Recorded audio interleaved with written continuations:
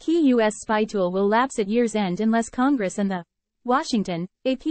With just 7 weeks until the end of the year, the Biden administration is running out of time to win the reauthorization of a spy program it says is vital to preventing terrorism, catching spies and disrupting cyberattacks. The tool, Section 702 of the Foreign Intelligence Surveillance Act, will expire at the end of December unless the White House and Congress can cut a deal and resolve an unusually vexing debate that has yielded unlikely alliances at the intersection of privacy and national security. Time equals 400 ms. Greater than without the program, administration officials warn, the government won't be able to collect crucial intelligence overseas. But civil liberties advocates from across the political spectrum say the law as it stands now infringes on the privacy of ordinary Americans and insist that changes are needed before the program is reauthorized.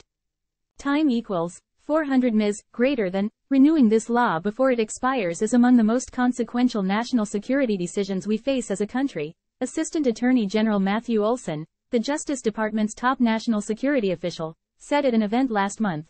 The law, enacted in 2008, permits the U.S. intelligence community to collect, without a warrant, the communications of foreigners overseas suspected of posing a national security threat.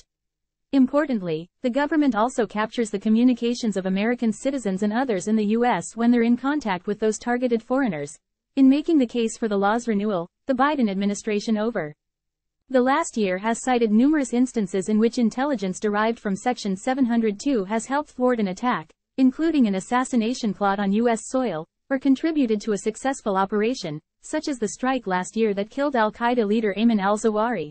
File, Assistant Attorney General Matthew Olsen of the Justice Department's National Security Division speaks during a news conference at the Department of Justice in Washington, May 16, 2023. With just 7 weeks until the end of the year, the Biden administration is running out of time to win the reauthorization of a spy program it says is vital to preventing terrorism, catching spies and disrupting cyberattacks. The tool is called Section 702 of the Foreign Intelligence Surveillance Act. AP photo, Jose Luis Magana. File, national security officials have said that 59% of articles in the president's daily brief contain Section 702 information. They also point to the need for the program at a time when Israel's war with Hamas has led to elevated concerns about attacks inside the U.S. But while both sides of the debate are in broad agreement that the program is valuable, they differ in key ways on how it should be structured, creating a stalemate as the deadline approaches and as Congress is consumed by a busy year-end agenda, including a government shutdown deadline and disputes over border security and war spending. The White House has already dismissed as unworkable the one known legislative proposal that's been advanced. Another complicating factor for the administration to navigate. The coalition of lawmakers skeptical of government surveillance includes both privacy-minded liberal Democrats and Republicans deeply supportive of former President Donald Trump who still regard the intelligence community with suspicion over the investigation of ties between Russia and the 2016 Trump campaign.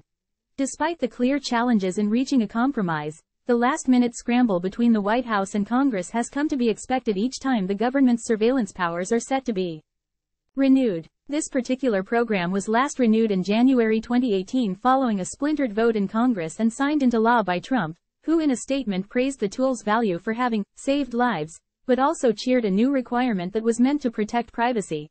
A lot of these in the past have gone up to the brink.